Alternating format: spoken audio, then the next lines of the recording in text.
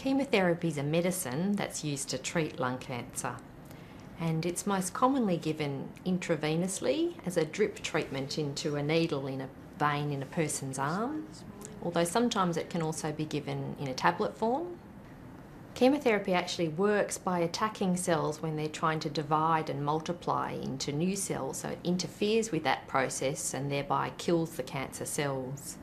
But because it attacks cells when they're dividing and multiplying, it can also do that to some normal cells in the body, and that can be responsible for some of the side effects that we see with chemotherapy. The first time I had it, the chemo was terrible. I was sick, couldn't eat, was really sick. Some people who've had an operation for lung cancer might be recommended to have some follow-up treatment with chemotherapy afterwards. And the idea of using chemotherapy in this situation is to mop up any little cancer cells that maybe have been left behind after the operation. The other setting in which chemotherapy is used is together with radiotherapy. And in that setting, we often use quite low doses of chemotherapy during the radiation treatment. And it's been shown that in that setting, given the two treatments together, often works better than just using the radiation itself. He said to me, Dr. Ball, now, in Australia we like to give the radiation and the chemotherapy together. He said some places don't, but we find that gives the best results. But he said it is very severe and you will be sick. Well, when I was on chemo, I was lucky I didn't have very many symptoms. My hair didn't fall out. I didn't get nauseous. I just whacked on a lot of weight, a lot of fluid. Had restless feet syndrome, which nearly drove me nuts, especially in bed. And the third setting in which chemotherapy is used is in the patient who has advanced lung cancer that can't be cured. And in that setting we use chemotherapy to try and shrink the cancer down as much as possible, and by doing that hopefully improve the person's symptoms and their quality of life. 6 months chemo. It wasn't as bad as I thought it would be. I'd have 2 or 3 days where I wasn't really well, but I'd force myself to walk the dog, even if it was only around the block, and keep going. The side effects that people get from chemotherapy vary depending on the particular drug that's given to the patient. So some drugs will cause some side effects and some will cause different ones.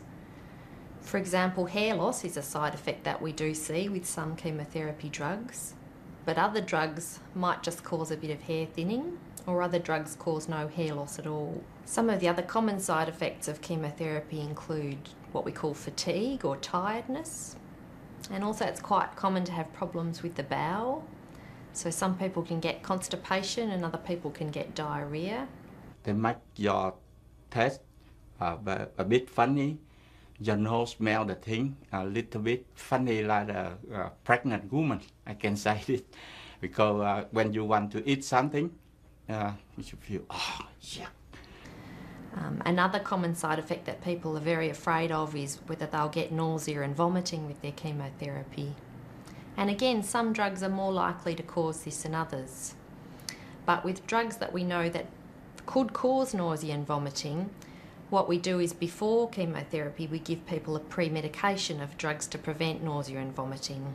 And we give some medication on the day before the chemotherapy, and then we give some extra tablets for people to take home and use in the couple of days after treatment to prevent nausea and vomiting.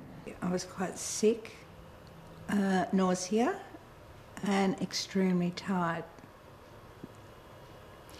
But it only lasted 3 or 4 days and I'd be fine. It's also important that we advise people to look out for any sign of infection, because we know that when people are having chemotherapy, their immune system is going to be somewhat suppressed.